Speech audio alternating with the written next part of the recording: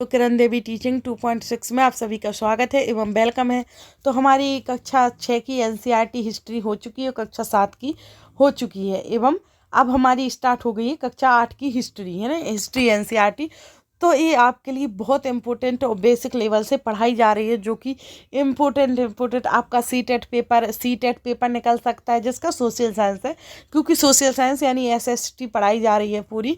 तो अपना C TET निकल सकता है, एमपी टेट सब निकल, जिसका सब्जेक्ट मेन है, जिसका मेन सब्जेक्ट है सोशल साइंस, उसके लिए हर एक इंसान के लिए बहुत इम्पोर्टेंट चैप्टर हैं। क्योंकि एनसीईआरटी हर जगह अब हर पेपरों में आ रही है, क्योंकि उसी में से बेसिक लेवल उठा लिए जाते हैं। जो लोग पढ़ते भी नहीं, इतना डिटेल्स से कोई नहीं पढ़ता है, मेन पढ़ते रहते हैं, पर जो डिटेल से पढ़ता है उनका एग्जाम भी निकल जाता है, इसलिए डिटेल से पढ़ाई जा रही है। तो आप सभी ज्वाइन कीजिए, और जिसने लाइक सब्सक्राइब नहीं किया, जो न्यू आए हुए हैं, वो लाइक सब्सक्राइब चैनल को कर लीजिए जिससे, और बेल आइकन को प्रेस कर दीजिए जिससे आपके पास नोटिफिकेशन मिलेगा और आप डेली क्लासेस ज्वाइन कर पाओगे। क्योंकि अपना सीटेट भी फिर से आ जाएगा, क्योंकि साल में 2 बार तो होता ही है, तो इसलिए पढ़ाई को कंटिन्यूसली रखिए, क्योंकि आपका बीच में गैप ना हो और आप पिछली पढ़ाई को भूल ना जाओ, इसलिए पढ़ते रहिए तो बहुत अच्छा रहेगा। और डिटेल से ज़रूर पढ़िए, क्योंकि इस पर पूरी एनसीईआरटी पढ़ाई जाएगी, और फिर उसके बाद आपके प्रीवियस ईयर के पेपर भी लगवाए जाएंगे, और लगवाए जाते भी हैं, सीटेट के लगवाए थे अभी। तो इस चैनल पर सब कुछ डला हुआ है और प्लेलिस्ट भी बनी हुई है, तो आप सभी जाकर देख सकते हो उस चैनल। चलो स्टार्ट करते हैं आज की क्लास यहाँ से। तो आज पढ़ना है हमें कैसे, कब और कहाँ, कैसे, कब और कहाँ क्या हुआ था, इन सभी को पढ़ेंगे हम। तो तारीखें कितनी महत्वपूर्ण होती हैं, तारीखें कितनी महत्वपूर्ण होती हैं ये तो हम भी जानते हो। हम तारीखों के चक्कर में इतने परेशान होते हैं हिस्ट्री में बच्चे की तारीखों के को लेकर, कि तारीखें कितनी हम याद करें, इतनी तारीखें हैं कि समझ नहीं आता कुछ। तो इसके बारे में आज हम पढ़ते हैं, कब और कैसे और क्या। तो इनमें कोई शक नहीं कि इतिहास अलग अलग समय पर आने वाले बदलावों के बारे में ही होता है। इसका संबंध ऐसे समरी के रूप में आ जाता है। इसको अच्छे से समझिए और सुनिए और पढ़िए, क्योंकि इस चैप्टर में पहला ही चैप्टर है आज हिस्ट्री 8 कक्षा 8 की हिस्ट्री का फर्स्ट चैप्टर है। इसमें से वर्ग 2 आया, सीटेट या कोई भी एग्जाम, तो आजकल एग्जामों में समरी टाइप में क्वेश्चन पूछे जाने लगे हैं। तो आप सभी को अच्छे से समझिए। लिखने के लिए तो इसमें कुछ इंपॉर्टेंट दिख नहीं रहा, और जो होगा आप लिख लेना, है ना। तो हम इसको अब समझते हैं। तो इसमें कोई शक नहीं कि इतिहास अलग अलग समय पर आने वाले बदलावों के बारे में ही होता है। ये तो कहाँ शक है, सब समझते हैं कि बदलाव होते हैं, उस प्रकार से तिथियां भी बदलती जाती है। इसका संबंध इस बात से है कि अतीत में चीज़ें किस तरह की थी और उनमें क्या बदलाव आए हैं। जैसे कि हम अतीत और वर्तमान की तुलना करते हैं, तो हम समय का जिक्र करने लगते हैं। एग्जैक्टली सबको पता होगा कि अतीत और वर्तमान के समय में जब हम तुलना करते हैं तो समय का जिक्र जरूर करते हैं। हम पहले और बाद के बारे में भी बात करने लगते हैं, हम पहले और बाद के बारे में भी बात करते हैं, जिससे रोज़मर्रा की ज़िंदगी में हम अपने आसपास की चीज़ों पर हमेशा ऐतिहासिक सवाल उठाते लगते हैं, और हम चीज़ों को स्वाभाविक मानकर चलते हैं, मानो जो कुछ हमें दिख रहा है वह हमेशा से ऐसा ही रहा हो।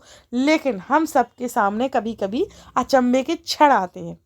जैसे कई बार हम उत्सुक हो जाते हैं और सवाल पूछते हैं, और अपने सवाल पूछने लगते हैं ऐसे जो वाकई ऐतिहासिक होते हैं। किसी व्यक्ति को सड़क किनारे चाय के घूंट भरते देखकर आप इस बात पर हैरान हो सकते हैं कि चाय या कॉफ़ी पीने का चलन कब से हुआ है। तो ये रेलगाड़ी की खिड़की से बाहर झांकते हुए भी आपके जहन में आ सकता है, ये सवाल उठ सकता है। आप भी जानते हो रेलवे का निर्माण कब हुआ, या रेलगाड़ी के आने से पहले लोग दूर दूर यात्रा किस तरह करते थे। सुबह सुबह अखबार पढ़ते हुए आप ये कुछ भी सोचने लग जाते हो समय के बारे में। तो आपको जैसे कि बताया गया है कि कई बार ये होता है कि जब हम समय के साथ इतिहास को जानने की कोशिश करते हैं, तो उसमें कई प्रकार के बदलाव आते हैं, कई प्रकार की बातें हमारे जहन में उठती हैं, और हम उनको सोचते हैं, उसको हम देखने में बैठ जाते हैं। जैसे कि यहाँ पर एक लिप्टन टी के बारे में हम देखते हैं यहाँ पर। तो विज्ञापनों से भी नापसंद की तय होती है। जैसे पुराने विज्ञापनों में से हमें यह समझने में मदद मिलती है कि नए उत्पादों के लिए बाजार किस तरह तैयार हुए और किस तरह नई रुचियां चलन में आईं। 1922 में लिप्टन चाय के लिए तैयार किया गया है विज्ञापन। जब 1922 में लिप्टन चाय के लिए तैयार किया गया यह विज्ञापन इस बात की ओर संकेत करता है कि दुनिया भर के शाही लोग यही चाय पीते थे। इस तस्वीर में पीछे की तरफ एक भारतीय महल दिखाई दे रहा होगा। इस तस्वीर के पीछे एक देखो, जो तस्वीर दिख रही ना, इसके पीछे एक भारतीय महल भी दिख रहा है, आप देख सकते हो जैसे कि पेपर में, तो वो दिख रहा है। फिर जबकि अगले हिस्से में ब्रिटेन की रानी विक्टोरिया का तीसरा बेटा राजकुमार अर्थक घोड़े पर बैठा है। जो ब्रिटेन की राजकुमारी विक्टोरिया है, उनका तीसरा बेटा राजकुमार अर्थक घोड़े पर बैठा हुआ दिख रहा होगा, जो विक्टोरिया की रानी है, देख सकते हो आप जैसे। और फिर राजकुमार अर्थक को ड्यूक ऑफ कनाट की पदवी दी गई है। जो ब्रिटेन की रानी विक्टोरिया का तीसरा बेटा राजकुमार अर्थक है, जो घोड़े पर बैठा दिख रहा था, उसको, उस अर्थक को ड्यूक ऑफ कनाट की पदवी दी गई है। फिर आगे बढ़ते हैं, हम आगे पढ़ते हैं। हमारे ये सारे ऐतिहासिक सवाल हमें समय के बारे में सोचने के लिए प्रेरित कर देते हैं। समय को हमेशा साल या महीनों के पैमानों पर नहीं देखा जा सकता है। कई बार ऐसी प्रक्रियाओं के लिए कोई तारीख तय करना वाकई गलत होता है, जो एक लंबे समय तक चलती रहती है। भारत में लोगों को अचानक एक दिन सुबह सवेरे चाय पीना शुरू नहीं कर दिया होगा। भारत में लोगों ने अचानक ही सुबह सवेरे चाय पीना शुरू नहीं कर दिया होगा। इसका स्वाद धीरे धीरे उनकी जुबान पर चढ़ा होगा। इस तरह की प्रतिक्रियाओं के लिए कोई स्पष्ट तिथि तो नहीं हो सकती। इसी तरह हम ब्रिटिश शासन की स्थापना के लिए कोई तिथि भी नहीं बता सकते हैं, कोई भी एक तिथि नहीं बता सकते, क्योंकि राष्ट्रीय आंदोलन किस दिन शुरू हुआ, अर्थव्यवस्था या समाज में किस दिन बदलाव आए, यह बताना भी संभव नहीं है। क्योंकि तिथि में यह संभव नहीं होता है बताना, उसके लिए भी एक टाइम या कुछ रहता है, तभी हम बता पाते हैं। तो फिर लोग इतिहास को तारीखों से जोड़ क्यों सकते हैं, क्यों देखते हैं? इस जुड़ाव की एक वजह है कि एक समय था जब युद्ध और बड़ी बड़ी घटनाओं के ब्यौरे को ही इतिहास माना जाता था। और इसमें इतिहासकार यह लिखते हैं कि कौन से साल राजा को ताज पहनाया गया, किस साल उनका विवाह हुआ, किस साल उनके घर में बच्चा पैदा हुआ, कौन से साल उसने कौन सी लड़ाई लड़ी और वह कब मारा गया, उसके बाद कौन सा शासक गद्दी पर बैठा। इस तरह की घटनाओं के लिए निश्चित तिथि बताई जा सकती है और इस तरह के इतिहासों में तिथियों का महत्व बना रहता है। तो इतना ही तिथि बताई जाती, ये नहीं बताई जाती है कि वो चाय कब पिया, चाय कब पी उसने और अखबार कब पढ़ा, इसके बारे में नहीं तिथि बताई जाती है। तिथि सिर्फ इसके बारे में ही बताई जाती है कि वो शासक कब बना, वो कब मरा, कब उसका बच्चा, इसके बारे में ज़रूर बताई जाती है। चलो इसके बारे में फिर आगे बढ़ते हैं। तो फिर भारत में ब्रिटिश इतिहासकारों ने जो इतिहास लिखे उनमें हर एक गवर्नर जनरल का शासनकाल महत्वपूर्ण है। ये इतिहास प्रथम गवर्नर जनरल वॉरेन हास्टिंग्स के शासन से शुरू होते हैं और आखिरी वार्ता लॉर्ड माउंटबेटन के साथ खत्म हो जाती है। तो मोस्ट इम्पोर्टेंट, ये पेपर में बार बार पूछ लिया जाता है कि कौन सा पहला प्रथम गवर्नर जनरल हो, आखिरी कौन सा है। तो पहला है वॉरेन हास्टिंग्स गवर्नर जनरल और दूसरा है वायसराय लॉर्ड माउंटबेटन। तो पहला है वॉरेन हास्टिंग्स और आखिरी है लॉर्ड माउंटबेटन। और इसके बाद भी बहुत ऐसे अलग अलग अध्यायों में बहुत से गवर्नर जन्म मिले, तो उनके बारे में कुछ इम्पोर्टेंट नहीं पूछा जाता है। इनमें से इन लोगों के जीवन का कम ब्रिटिश शासन के इतिहास में अलग अलग अध्यायों का भाग भी बन गया था, जिसमें अलग अलग प्रकार के शासन करते थे अलग अलग शासकीय राजा, है ना। हम अवधियों को कैसे तय करते हैं? तो 1817 में स्कॉटलैंड के अर्थशास्त्री और राजनीतिक दार्शनिक जेम्स मिल ने 3 विशाल खंडों में, ये बहुत मोस्ट इम्पोर्टेंट है, सुनते जरूर जाइएगा या लिखते जाइएगा जैसा आपको अच्छा लगे। तो 1817 में स्कॉटलैंड के अर्थशास्त्री और राजनीतिक दार्शनिक जेम्स मिल ने 3 विशाल खंडों में हिस्ट्री ऑफ ब्रिटिश इंडिया यानी ब्रिटिश भारत का इतिहास नामक एक किताब लिखी। इस किताब में उन्होंने भारत के इतिहास को हिंदू, मुस्लिम और ब्रिटिश, इन 3 कालखंडों में बांटा था। तो पेपर में ऐसे आ जाता है किसने इन खंडों में कौन सी बुक लिखी, तो हिस्ट्री ऑफ ब्रिटिश इंडिया लिखी थी, और लिखी किसने, जेम्स मिल ने इसे 3 विशाल खंडों में बांटा था इस बुक को। तो उसमें कौन कौन थे वो 3 विशाल खंड, तो वो थे हिंदू, मुस्लिम और ब्रिटिश। हिंदू, मुस्लिम और ब्रिटिश, ये तीनों विशाल खंड थे, है ना। मोस्ट इम्पोर्टेंट इसमें यही दिया गया है।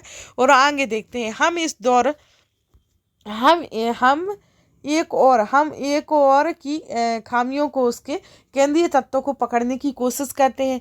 इसलिए ऐसे शब्द महत्वपूर्ण हो जाते हैं और जिनके सहारे हम समय को बांटते हैं।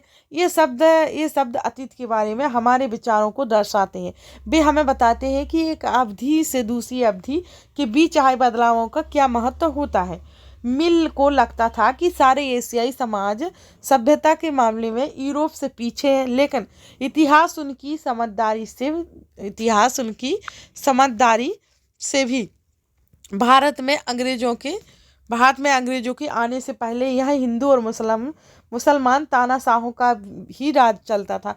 यहाँ चारों ओर केवल धार्मिक और जातिगत बंधनों और अंधविश्वासों का ही बोलबाला था। ये किसने कहा था, तो हमारे जेम्स मिल ने बताया था। और जेम्स मिल की राय भी यह थी, जेम्स मिल की राय में ब्रिटिश शासन को भारत की सभ्यता राह पर ले जा सकता है था, लेकिन काम के लिए जरूरी था कि भारत में यूरोपीय भ्रष्टाचार, कला संस्थानों और कानूनों को लागू किया जाए। और मिल ने तो यहाँ तक यह भी सुझाव दिया था कि अंग्रेजों को भारत के सारे भूभाग पर कब्जा कर लेना चाहिए, ताकि भारतीय जनता को ज्ञान और सुखी जीवन प्रदान किया जा सके। उनका मानना था कि अंग्रेजों की मदद के बिना हिंदुस्तान प्रगति नहीं कर सकता। जैसे कि ऐसा स्टेटमेंट पूछ लिए जाते हैं एग्जामों में, बहुत पूछे जाते हैं, ऐसे ही सबसे ज़्यादा स्टेटमेंट आते हैं। तो इस पर बहुत ज़्यादा थोड़ा दिमाग लगाइए, सोचिए, अच्छे से पढ़ते जाइए, क्योंकि ये किसने कहा था कि बिना अंग्रेजों की मदद के बिना हिंदुस्तान प्रगति नहीं कर सकता है।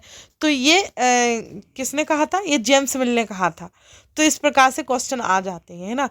फिर हमारा आगे देखते हैं, हमें याद रखना ही चाहिए कि मोस्ट इम्पोर्टेंट ही पढ़ेंगे हम, बाकी नहीं पढ़ेंगे आड़म बड़म, क्योंकि मोस्ट इम्पोर्टेंट ही एग्जामों में ज़्यादातर आते हैं। जैसे कि ये तो नहीं उसमें आएगा ऐसा क्यों हुआ, हम ऐसा क्यों करते, ये नहीं आते हैं। हमें याद रखना चाहिए कि प्राचीन भारत में सारे शासकों का भी यह धर्म नहीं होता था। मतलब ये जरूरी नहीं एक ही धर्म होता था, सभी का कई प्रकार के धर्म होते थे, है ना। अंग्रेजों द्वारा सुझाए गए वर्गीकरण से अलग हटकर इतिहासकार भारतीय इतिहास को आमतौर पर प्राचीन और मध्यकालीन और आधुनिक काल में बांट कर देखते हैं। जैसे अंग्रेजों द्वारा जो सुझाए गए वर्गीकरण में अलग हटकर इतिहासकार भारतीय इतिहास को आमतौर पर किस में प्राचीन, मध्यकालीन, आधुनिक, इन कालों में बांट कर देखते थे। और इस विभाजन की भी अपनी समस्याएं हैं कि इतिहास को इन खंडों में बांटने की यह समझ भी पश्चिम से आई। कहाँ से आई, यह जो इतिहास को इन भागों में बांटा है, जो प्राचीन, मध्यकालीन और आधुनिक, ये समझ कहाँ से आई, तो ये समझ आई है पश्चिम से। ये समझ भी पश्चिम से आई है। और पश्चिम में आधुनिक काल को विज्ञान, तर्क और लोकतंत्र, मुक्ति और समानता जैसी आधुनिकता की ताकतों के विकास का युग भी माना जाता है। और उनके लिए मध्यकालीन समाज बेसमाज थे। और उनके लिए क्या, मध्यकालीन समाज बेसमाज थे, जहाँ आधुनिक समाज की ये विशेषताएं नहीं थी, जहाँ आधुनिक समाज की विशेषता नहीं थी, वे थे। और हम देखेंगे आगे कि अंग्रेजों के शासन में लोगों के पास समानता, स्वतंत्रता या मुक्ति नहीं थी, ना ही यह आर्थिक विकास और प्रगति का दौर था। बहुत सारे इतिहासकार इस युग को उपनिवेशिक युग भी कहते हैं। बहुत सारे इतिहासकार इस युग को उपनिवेशिक युग भी कहते हैं। जैसे कि उपनिवेशिक युग क्या होता है, कैसा होता है, तो इसके बारे में हम देखते हैं कि अंग्रेजों ने हमारे देश को जीता और स्थानीय नवाबों और राजाओं को दबाकर अपना शासन स्थापित किया। तो उन्होंने अर्थव्यवस्था व समाज पर नियंत्रण स्थापित कर लिया और अपने सारे खर्चों का निपटाने के लिए राजस्व वसूल किया। अपनी जरूरत की चीज़ों को सस्ती कीमत पर खरीदा, निर्यात के लिए महत्वपूर्ण फसलों की खेती कराई। और इन सारी कोशिशों के कारण क्या बदलाव हुआ है, आप ये भी जानेंगे कि ब्रिटिश शासन के कारण यहाँ की मूल्य मान्यताओं और पसंद नापसंद, रीति रिवाज व तौर तरीकों में बदलाव आए। जब एक देश और दूसरे देश के दबदबे में इस तरह के राजनीतिक, आर्थिक और सामाजिक सांस्कृतिक बदलाव आते हैं तो इस प्रक्रिया का औपनिवेशीकरण कहा जाता है। तो इसी क्रिया हो जितने प्रकार के बदलाव आ जाती हैं राजनीतिक, आर्थिक, सामाजिक और सांस्कृतिक, तो इस प्रक्रिया को क्या कहते हैं, औपनिवेशीकरण कहा जाता है। तो लेकिन आगे बढ़ते हैं, मोस्ट देखते हैं। तो अब हम पढ़ेंगे किसके बारे में, तो हम किस तरह ये जानते हैं कि प्रशासन अभिलेख तैयार करता है। तो अंग्रेजों की मान्यता थी कि वो तीनों को महत्वपूर्ण मान्यता था, तीनों को महत्वपूर्ण मान्यता। तो कौन कौन तीनों, गृह विभाग के द्वारा जारी की गई रिपोर्ट, गृह विभाग के द्वारा जारी की गई रिपोर्ट कहाँ कहाँ, मुंबई, कराची, विशाखापट्टनम भेजी गई थी। कहाँ कहाँ, मुंबई, कराची, विशाखापट्टनम, इतनी जगह भेजी गई थी हमारी किसके द्वारा, गृह विभाग के द्वारा तैयार की गई रिपोर्ट, जो कि अंग्रेजों की द्वारा मान्यता थी इस पर, इस रिपोर्ट पर। आगे बढ़ते हैं, मुझ देखते हैं। तो उन्हें खुशनवीसी के माहिर लिखते थे। इन सभी को कौन लिखते थे, खुशनवीसी के माहिर। खुशनवीसी या सुननवीसी, यानी ये क्या है, खुशनवीसी का मतलब जानने को बोल रहा है। तो ये है बहुत सुंदर ढंग से लिखे चीज़ें, मतलब बहुत सुंदर ढंग से चीज़ें लिखते थे। खुशनवीसी भी उसी को बोलते थे, है ना। तो यहाँ ये संग्रहालय और विभागों में ये रिपोर्टें तैयार की जाती थी। आप देख सकते हो, भारतीय राष्ट्रीय अभिलेखागार 1920 के दशक में बनाया गया था ये संग्रहालय, जिसमें चेन्नई, कराची और विशाखापट्टनम में ये रिपोर्टें भेजी गई थी। तो इस प्रकार से आप देख सकते हो। आगे बढ़ते हैं, जैसे इसके बारे में पढ़ते हैं, शरीफे का पौधा, शरीफे का पौधा, है ना। अब यहाँ से आगे बढ़ते हैं हम। तो उपनिवेशिक शासन के दौरान सर्वेक्षण चलन भी महत्वपूर्ण होता गया और अंग्रेजों का विश्वास था कि किसी देश पर अच्छी तरह शासन चलाने के लिए उनको सही ढंग से जानना जरूरी होता है। 19वीं सदी की शुरुआत तक पूरे देश का नक्शा तैयार करने के लिए बड़े बड़े सर्वेक्षण किए जाने लगे और गांवों में राजस्व सर्वेक्षण किए गए, गांवों में भी राजस्व सर्वेक्षण किए गए। और 19वीं सदी के आखिर से हर 10 साल में जनगणना भी की जाने लगी। जनगणना के जरिए भारत के सभी प्रांतों में रहने वाले लोगों की संख्या, उनकी जाति और इलाके, व्यवसाय के बारे में जानकारियां इकट्ठा भी की जाती थी। इसके अलावा वनस्पतिक सर्वेक्षण, पढ़ाई वैज्ञानिक सर्वेक्षण, पुरातात्विक सर्वेक्षण, मानव शास्त्रीय सर्वेक्षण, वन सर्वेक्षण आदि कई दूसरे सर्वेक्षण भी किए जाते थे। तो इसके जरिए ये सभी सर्वेक्षण किए जाते थे संग्रहालयों में और रिपोर्टें तैयार की जाती थी। सब कुछ पहले के ज़माने में ऐसा तो है नहीं कुछ किया नहीं जाता था, भले अलग तरीके से किया जाए लेकिन किया जरूर जाता था। यहाँ पर है 1857 के विद्रोह, 1857 का विद्रोह चालू हुआ फिर। तो यह विद्रोह 1857 के विद्रोह के बाद अंग्रेजों द्वारा तैयार की गई सचिव पुस्तकों के बारे में कई जगह दिखाई जाती हैं। जैसे इस प्रकार से यहाँ चित्रों के अनुसार इस प्रकार से 1857 का विद्रोह थोड़ी ना अच्छे से दिखेगा। तो यहाँ पर है बागी सिपाही लूट खसोट में लगे हुए थे। इसमें एक स्टेटमेंट दिया गया है कि बागी सिपाही, जैसे कि स्टेटमेंट ज़्यादातर आ जाता है एग्जामों में, तो वो हम समझेंगे किसके बारे में। तो 1857 के विद्रोह के बारे में है कि बागी से सिपाही लूट खसोट में लगे हुए थे। अंग्रेजों की नज़र में विद्रोही जानना लालची, दुष्ट और बेरहमी थी। इस विद्रोह के बारे में हम अध्याय 5 में यानी आगे भी पढ़ेंगे। और देश के दूसरे लोग क्या महसूस करते थे और उनकी क्या कार्यवाहियाँ की क्या वजह थी, तो ये भी देखते हैं। फिर है आगे बढ़ते हैं कि लेकिन ये सारे स्रोत उन लोगों ने रचे हैं जो पढ़ना लिखना जानते हैं और इनमें से हम पता लगा सकते हैं कि आदिवासी और किसान, खदानों का काम करने वाले मजदूर या सड़कों पर जिंदगी गुजारने वाले गरीब किस तरह के अनुभवों से गुजर रहे थे उस टाइम पे, है ना। 1857 की जब क्रांति आई थी तो कितने सारे युद्ध हुए थे, कितने सारे लोग मारे गए थे, बहुत कुछ हुआ था। तो कहीं भी ऐसे स्टेटमेंट्स आ सकती है कि उसमें बागी सिपाही लूट खसोट मची हुई थी, तो आप समझ जाना। उसमें ये भी आ जाएगा विद्रोही जनता लालची, दुष्ट और बेरहमी हो गई थी, तो उस टाइम पे हुई थी, इसलिए इसके बारे में ये ज़रूर आ सकता है। तो सॉरी दोस्तों, थोड़ा गला। और अब देखते हैं हम कुछ सही गलत के बारे में। तो जेम्स मिल ने भारतीय इतिहास को हिंदू मुस्लिम ईसाई 3 कालखंडों में बांटा था।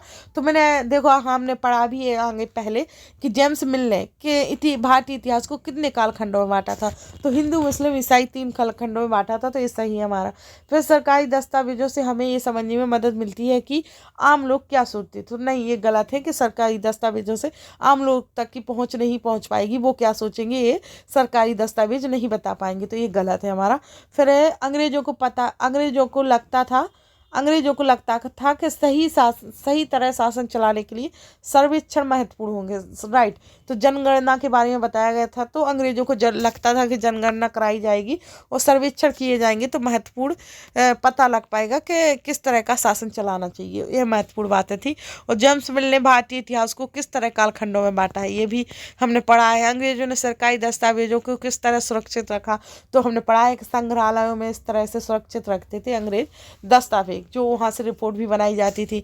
इसी इतिहासकार पुराने अखबारों से जो जानकारी जुटाते हैं वह पुलिस की रिपोर्ट में उपलब्ध जानकारी किस तरह अलग होगी। तो इस प्रकार से आज की हमारी क्लासेस आज का चैप्टर इतना ही है, कुछ ज़्यादा नहीं इसमें दिया गया है, लेकिन अगला चैप्टर जो है बहुत बड़ा है, उसमें बहुत मोस्ट इम्पोर्टेंट चीज़ें दी गई है। तो आप सभी डेली क्लास अटेंड कीजिए और जो भी डेली अपडेट आई वो उसको देखिए, क्योंकि इम्पोर्टेंट ही आपके लिए आएगी, क्योंकि आपके एग्जाम होंगे CTET MPTET इन सब की तैयारी हम कराते हैं यहाँ पर। और जैसे कोई भी जनरल नॉलेज CTET और BPSC TRE2, जिसका अपना सब्जेक्ट सोशल साइंस है, HTET हुआ UPTET हुआ, तो जिसका अपना सब्जेक्ट सोशल साइंस है उस सबके लिए NCERT बहुत इंपॉर्टेंट है, आप समझ सकते हो। तो उनके लिए इम्पोर्टेंट है, वो तैयारी आराम से कर सकता है। तो आप सभी इस पर डेली ज्वाइन कीजिए और लाइक सब्सक्राइब कर दीजिए, शेयर भी करिएगा और बेल आइकन को प्रेस कर लीजिएगा, जिससे नोटिफिकेशन डेली मिल सके और टाइम बाय टाइम आप क्लास ज्वाइन कर सको। Thanks to for watching video.